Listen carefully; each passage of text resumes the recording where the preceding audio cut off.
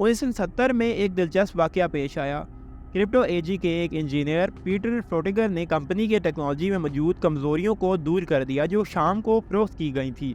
इसके नतीजे में CIA दमिश्क से आने वाले पैगामात को डी कोड नहीं कर सकी।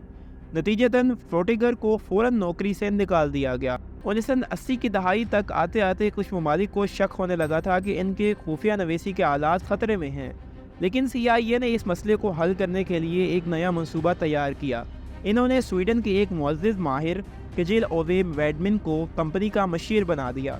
जब भी कोई मुल्क क्रिप्टो एजी की टेक्नोलॉजी छोड़ने का इरादा करता, वैडमिन वहां पहुंच जाते और इन्हें यकीन दिलाते कि इनके हालात नाकाबिले शिकस्त हैं।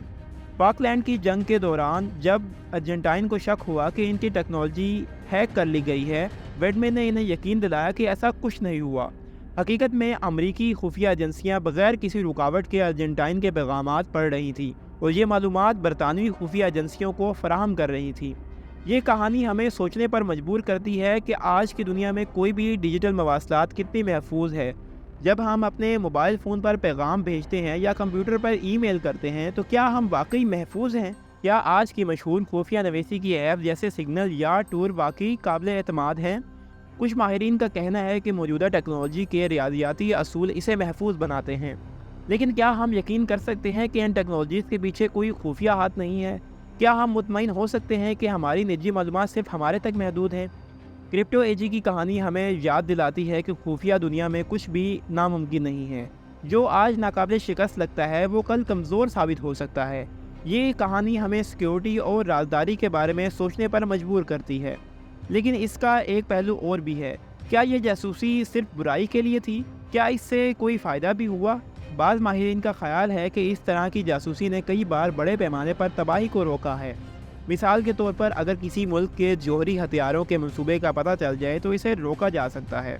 ताहम यह सवाल भी उठता है कि क्या यह तरीका इखलाकी था? क्या किसी भी मकसद के लिए दूसरे मुल्कों की खुद मुख्तारी के ख़िलाफ़ वर्जी जायज़ है? क्या इससे बैनुल-अक़वामी ताल्लुकात पर मनफी असर नहीं पड़ा होगा? 2018 में क्रिप्टो एजी को तहलील कर दिया गया, लेकिन इसके असरात आज भी महसूस किए जा रहे हैं। कंपनी के साबिक मुलाजमीन, जिनमें से ज़्यादातर को इस राज का इल्म नहीं था, अब बहुत नाराज़ हैं। इन्हें महसूस हो रहा है कि इन्हें धोखा दिया गया, इनका इस्तेमाल किया गया। ये इंकशाफ तारीख दानों के लिए भी एक नई खिड़की खोलता है। अब वो 20वीं सदी के आखिर और 21वीं सदी के शुरू के बहुत से वाक़यात को नए ज़ाविये से देख सकते हैं।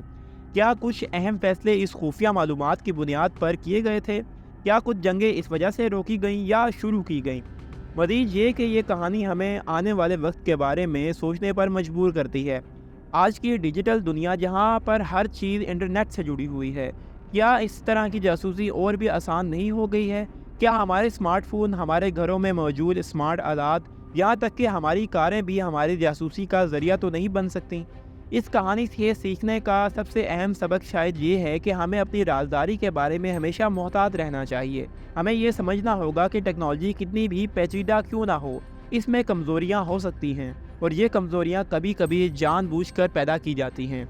आखिर में ये कहानी हमें याद दिलाती है कि दुनिया इतनी सादा नहीं जितनी वो नज़र आती है। हर चीज़ के पीछे एक कहानी है, एक राज है, और कभी कभी ये राज इतने बड़े होते हैं कि जब वो सामने आते हैं तो पूरी दुनिया हैरान रह जाती है।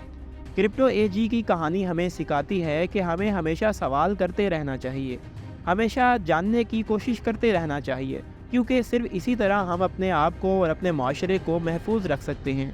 ये एक ऐसी कहानी है जो हमें याद दिलाती है कि हकीकत अक्सर फ़िक्शन से भी ज़्यादा अजीब होती है।